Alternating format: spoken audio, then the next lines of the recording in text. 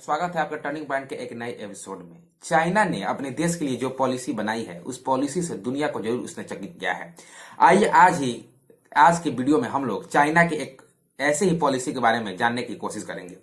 इस पॉलिसी और कहानी को समझने के लिए सबसे पहले एक कल्पना करते हैं कि मान लीजिए भारत सरकार घोषणा करता है कि भारत में जितनी भी चिड़िया है उनको सफाया कर देना है, क्योंकि भारत में जो अनाज का उत्पादन हो रहा है उनको नुकसान पहुंचा रहे हैं।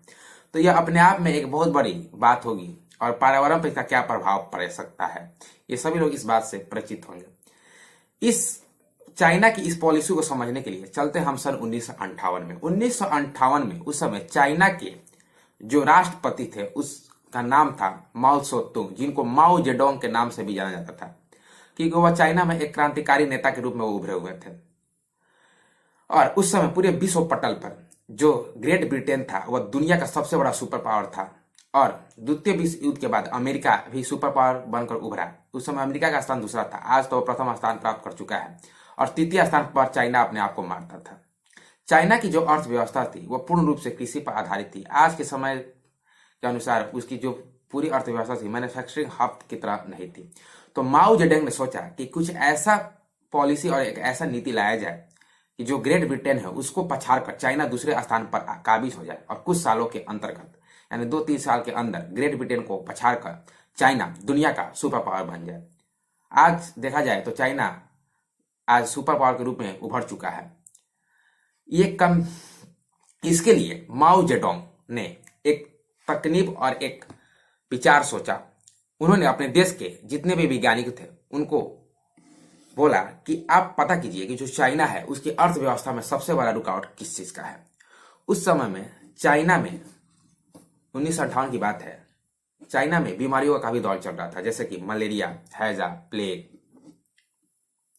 और इस तरह ज्यादा बीमारियों का दौर था और जो चाइना के लोग थे इस बीमारी से काफी ग्रसित थे। तो वैज्ञानिकों ने कहा कि किसी भी अर्थव्यवस्था को बढ़ाने के लिए सबसे पहले उस देश के लोगों को स्वस्थ होना जरूरी है और जो चीन है इसमें अधिकांश लोग मलेरिया, हैजा, प्लेग जैसे बीमारी से ग्रसित है और ये जो बीमारी है वैसे जीव फैला रहे हैं जो पर्यावरण में किसी काम के नहीं है, यानी इनका पर्यावरण में कोई योगदान नहीं है। जैसे मलेरिया मच्छर फैला रहे हैं, प्लेग चूहे फैला रहे हैं और हैजा मक्खी फैला रही हैं। और दूसरा सबसे बड़ा बात था जो चीन के वैज्ञानिकों ने माओ जेडोंग के समक्ष रखा। उन्होंने बताया कि जो चाइना में जो चिड़िया है और जो चाइना में जो अनाज उत्पादन हो रहा है इसको ये बहुत नुकसान पहुंचा रहे हैं। अगर किसी कारणवश इन 4 जीवों पर रोक लगा दिया जाता है तो चाइना में माओ जेडोंग की बात ये दिल में चुभी और उन्होंने एक नारा दिया जिसका नाम था, नारा ना कहा जाए इसको कैंपेन कहा जाए, जिस कैंपेन का नाम था द ग्रेट लीप फॉरवर्ड, यानी एक कदम आगे, यानी एक लंबी छुलांग। द ग्रेट लीप फॉरवर्ड में उन्होंने एक कैंपेन चालू किया जिस कैंपेन का नाम था 4 पेट कैंपेन। 4 पेट कैंपेन में उन्होंने लोगों से कहा कि चाइना में यानी चीन में जो मच्छर है जिसके कारण चाइना का अधिकांश लोग मलेरिया जैसी बीमारी से ग्रसित है, चूहे हैं प्लेग जो बीमारी को फैला रहे हैं और मक्खियां हैजा फैला रही हैं, इनका चाइना में कोई काम नहीं है। ये बिना काम के हमारे चाइना में यानी वातावरण में है, इनको सफाई किया जाए। और चौथी चिड़िया यानी गौरैया की बात की गई। इसका मुख्य कारण यह था कि चाइना के वैज्ञानिकों ने एक रिपोर्ट माओ जेडोंग के समक्ष प्रस्तुत की थी, जिस रिपोर्ट में उन्होंने बताया था कि चाइना में गौरैया यानी जिसको हम लोग इंग्लिश में एस्पैरो कहते हैं उनकी संख्या काफी ज्यादा है और यह एक साल में एक गौरैया 4 किलो अनाज यानी 4 kg वह अनाज को खाती हैं। तो पूरे चाइना में यानी चीन में लाखों करोड़ों गौरैया है। तो जब एक चिड़िया एक साल में 4 किलो अनाज खाती है तो लाखों और करोड़ों चिड़िया पूरे साल में कितना अनाज खा सकती है। अगर किसी तरह उनका सफाया कर दिया जाए तो इस जो अनाज का उत्पादन है वो काफी बढ़ेगा, साथ ही साथ जो अनाज खराब हो रहा है जिनको खाकर बर्बाद कर रहे हैं वो भी उसकी बचत होगी। तो द 4 पेट कैंपेन शुरू होता है, लेकिन 4 पेट कैंपेन के अंतर्गत 4 जीवों को मारने के आदेश दिया गया था, मच्छर, मक्खी, चूहा और चिड़िया। चिड़िया में विशेषता गौरैया को। लेकिन जो 4 पेट कैंपेन था, अब थोड़ी से सोचिए कि जो चिड़िया है वह मनुष्य के साथ रहने वाली जीव है, दूसरी तरफ चूहा है उसका सुरक्षित स्थान हो सकता है, मच्छर का भी हो सकता है, मक्खी का भी हो सकता है, जिसके कारण अधिकांश लोग मच्छर, मक्खी और चूहा मारने में नाकाम न है। उसके बाद माओ जेडोंग ने जो 4 पेट कैंपेन था उसका एक अगला रूप दिया जिसका नाम था द ग्रेट एस्पायरर कैंपेन। और द ग्रेट एस्पायरर कैंपेन ही आज का एपिसोड और आज की टर्निंग पॉइंट का वीडियो का ही कहानी है। अब पूरा मुख्यतः ज्यादा ध्यान द ग्रेट एस्पायरर कैंपेन पर लगा दिया गया। इस कैंपेन के तहत लोगों को बताया गया कि आपके आसपास जितने भी गौरैया हैं उनको ज्यादा से ज्यादा संख्या में आपको मारना है। गौरैया मारने के लिए उस समय के चाइनीज सरकार ने बाकायदा गौरैया विरोधी सेना को बनाया। लाउड स्पीकर के माध्यम से लोगों को प्रचार के माध्यम से यह अवगत कराया कि आपके पर्यावरण में जो चिड़ियां हैं वो आपके अनाज को नष्ट कर रही हैं, बर्बाद कर रही हैं और हमारे देश की अर्थव्यवस्था को कमजोर कर रही हैं। इसीलिए आप ज्यादा से ज्यादा संख्या को मारें, ये देश के लिए काफी अच्छी बात होगी। अब ये ग्रेट एस्पायरर कैंपेन का ऐलान हो जाता, काफी अच्छी बात होगी। अब ये ग्रेट एस्पायरर कैंपेन का ऐलान हो जाता है और चाइना के पूरे लोग एक साथ एक जोश के साथ चिड़ियों पर मारने का जो उनका जुल्म था शुरू हो जाता है। अब गांव गांव लोगों को यह सब खबर पहुंचती है तो लोग अब इस एक्चुअली जब चिड़िया को मारना था तो लोगों के बीच जाकर लोगों को ट्रेनिंग भी दिया जाता था कि चिड़िया को कैसे मारना था। उनको कहा जाता था कि आप थाली मिले, डमरू, ढोलक, जिसे आवाज हो, शोर हो, नॉइस हो, तब तक आपको करना है जब तक जो चिड़िया है वह आकाश में उड़ती रहे। क्योंकि आवाज करने से जो चिड़िया है वह एक जगह स्थान पर बैठेंगी नहीं और आवाज के कारण वह आकाश में उड़ेंगी, और जब उड़ेंगी तो वो भी चिड़िया है, जीव है। मनुष्य थक जाता है तो चिड़िया क्या चीज है, और जब थक कर वह गिरेंगी तो उनको आपको मार देना है। चिड़िया को मारने के लिए बहुत लोगों को बंदूक चलाने की भी ट्रेनिंग दी गई।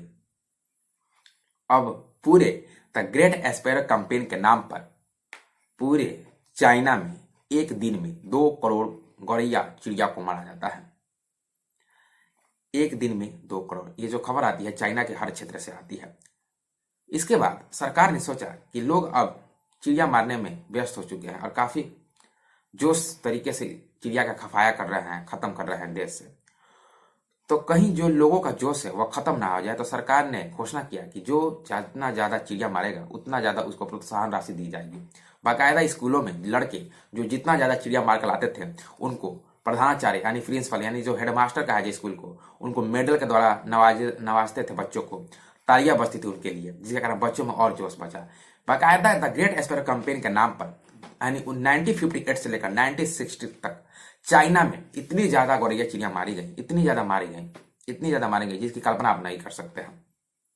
बाकायदा इसको मारने के लिए लोगों में एक विशेष प्रकार का उत्साह देखा जाने लगा। अब 1950 से लेकर 1960 तक जब पूरे चाइना में चिड़िया का खत्म हो जाती है, उनका सफाया हो जाता है, यहाँ तक कि सफाई करने के लिए जो उनके आसपास के चिड़िया के घोंसले थे, अंडे थे, उनको भी नहीं छोड़ा जाता था। वह ढोल बजाते थे, थाली बजाते थे, आवाज करते थे, चिड़िया उड़ती थी और चिड़िया उड़कर थक जाती थी तो जब वो धरती पर गिरती थी तो उनको पैरों से मसल कर नष्ट कर दिया जाता था। अब चाइना को लगा कि पूरे देश में जो चिड़िया है वो खत्म हो चुकी है।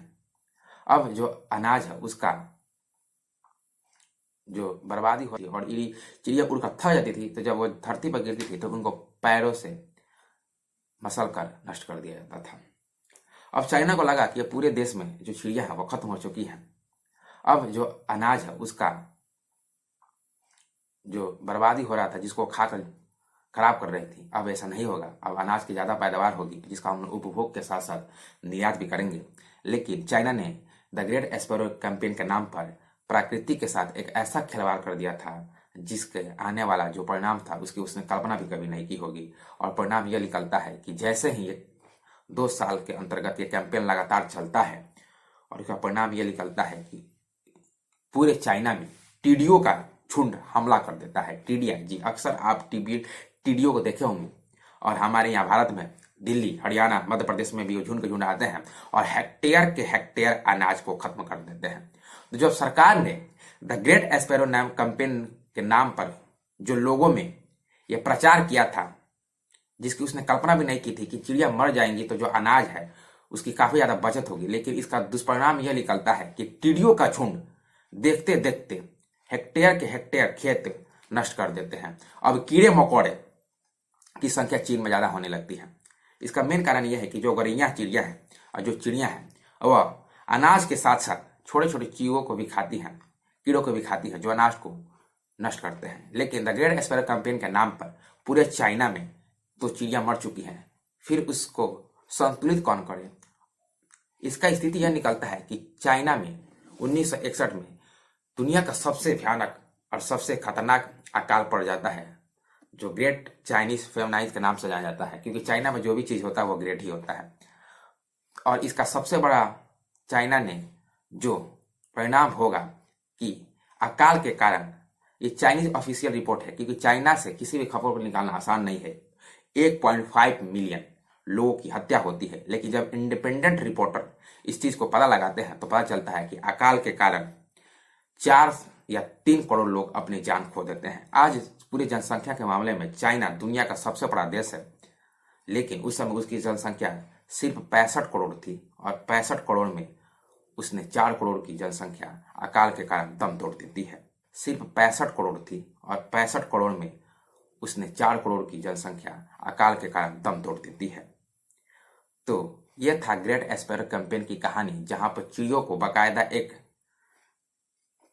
अपने निजी लाभ के लिए, लालच के लिए मारा जाता है, और उसका परिणाम यह निकलता है कि एक बहुत ही भयानक अकाल आती है, जिसके कारण 4 या 3 करोड़ लोगों की जान चली जाती है। जब यह घटना पूरे चाइना में द ग्रेट स्पैरो कैंपेन चल रहा था, तो उस समय चाइना में एक व्यक्ति थे जिनकी उस समय उम्र 25 वर्ष थी, जिनका नाम था, मैंने यहाँ पे लिखा है, जिनका नाम था यांग जी सेंग। क्या नाम था उनका? यांग जी सेंग। बाकायदा उन्होंने इस ग्रेट स्पैरो कैंपेन और 4 पॉइंट कैंपेन पर एक बुक भी लिखी है, जिस बुक का नाम है टुम्ब स्टोर। इस बुक को चाइनीज सरकार ने बैन कर रखा है, क्योंकि उन्होंने इस बुक के अंतर्गत जो ग्रेट स्पैरो कैंपेन था उसकी सारी घटना को लिखा है, कि कैसे लोग चिड़िया को मारने के लिए किस किस प्रकार का हथकंडे को अपनाते थे। और जब इंडिपेंडेंट रिपोर्टर इस बात को पता लगाते हैं तो ये पता चलता है कि द ग्रेट स्पैरो कैंपेन के नाम पर पूरे चाइना में 1 बिलियन स्पैरो,